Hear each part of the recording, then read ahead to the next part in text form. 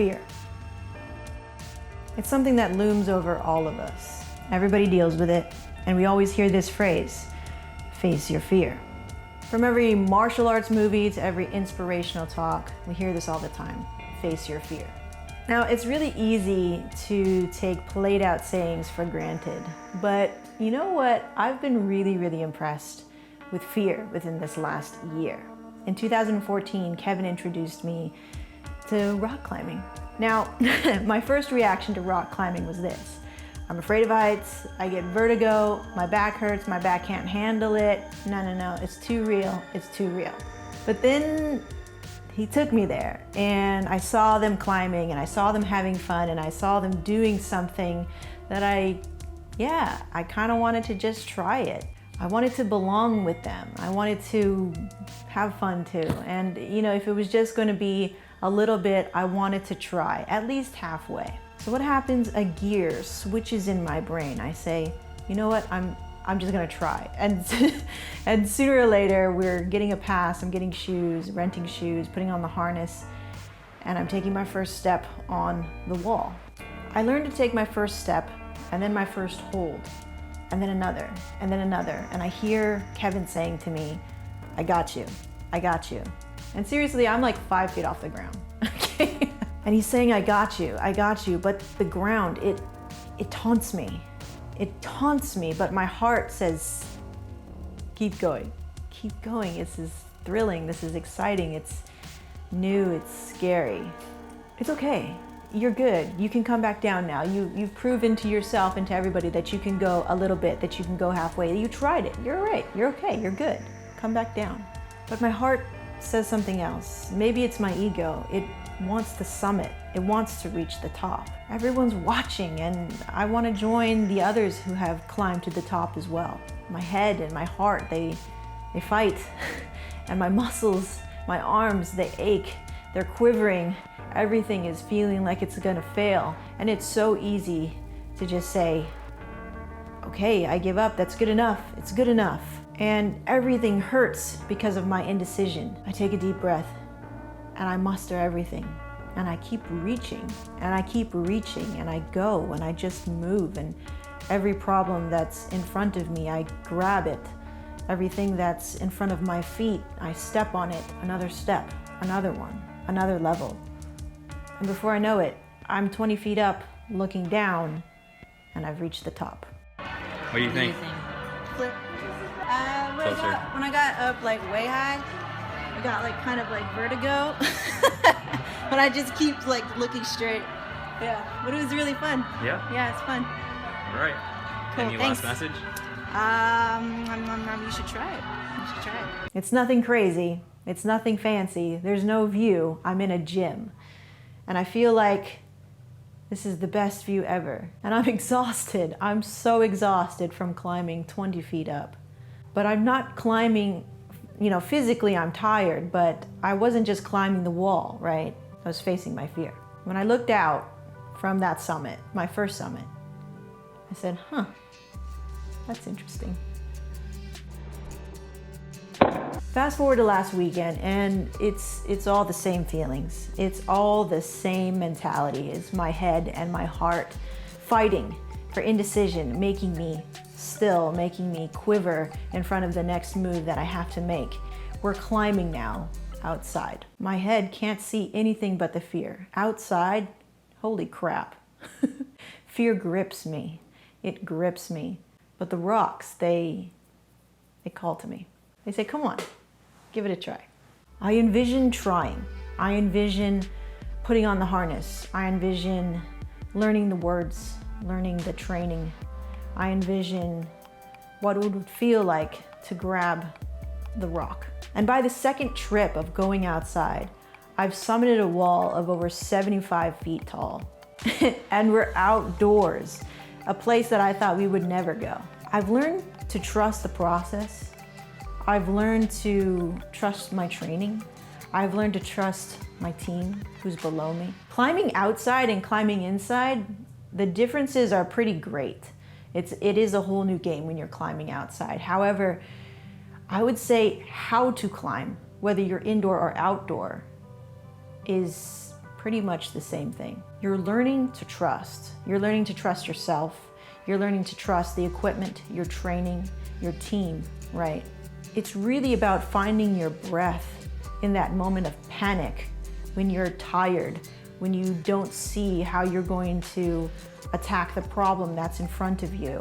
In order to reach that next rung and that next problem on the wall, you have to get your footing, your hold, the move right on the problem that's right in front of you. You're not gearing up and getting ready for the next one or worried about what happened below you.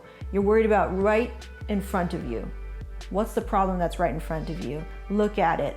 What do you need to do? So it's the same motions, it's the same motions of if you're 10 feet off the ground or you're 100 feet off the ground. It's the same motions. Climbing has taught me so much about running a business. I'm still scared every time I climb. Every single time I climb, I'm still scared. And in fact, I think most seasoned climbers are scared of the height. They're scared of falling. They're scared of this and that because I think they would be bored if they weren't scared of the height.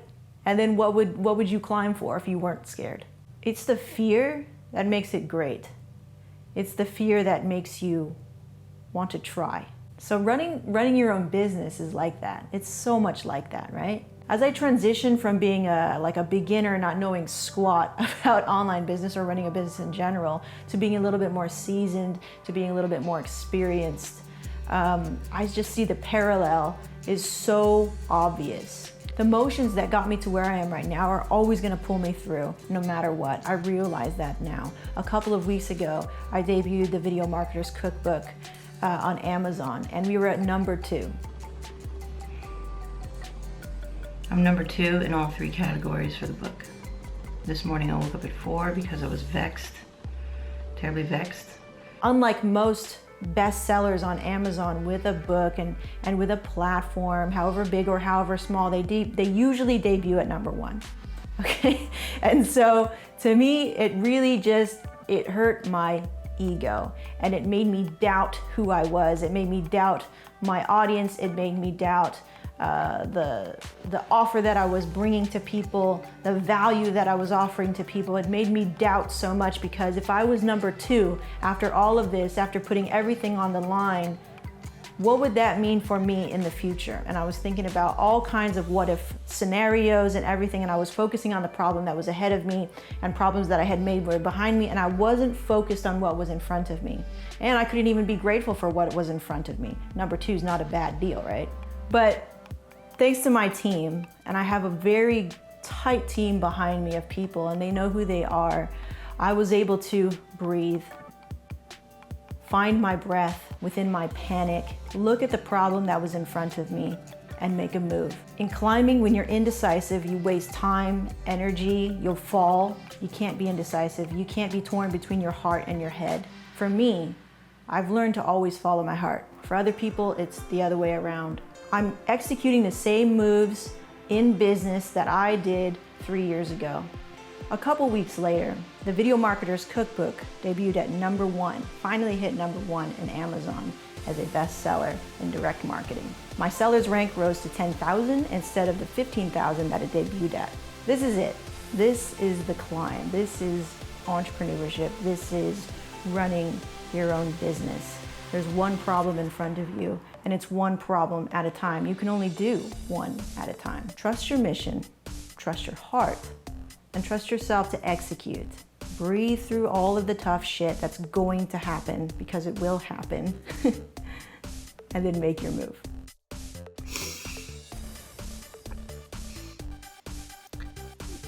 Just happy tears.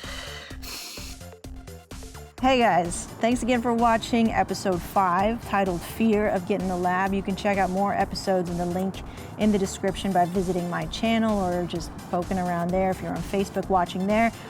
We have so much content for you. Of course, with this episode, we talked about climbing. Of course, with every summit, with every milestone that you've reached, we talked about this book being a #1 bestseller in Amazon. Thank you, Lab Rats. Thank you, hard work. Thank you, blood, sweat, and tears. Lots of tears. With every summit, there's more routes to climb. There's more summits to summit, right? And so I take this win gratefully and with humility and move on to the next goal, the next problem, the next rung in there. And thank you so much for that. I'm very, very grateful, very blessed. And yeah, so just thank you for hanging out with me today. If you like today's episode, let me know by leaving a like, by hitting that thumbs up button if you're watching on YouTube. Oh, and our Kickstarter. Our Kickstarter is almost funded. So train going by, sorry about that. Kickstarter is almost funded. We've reached 1,500 bucks.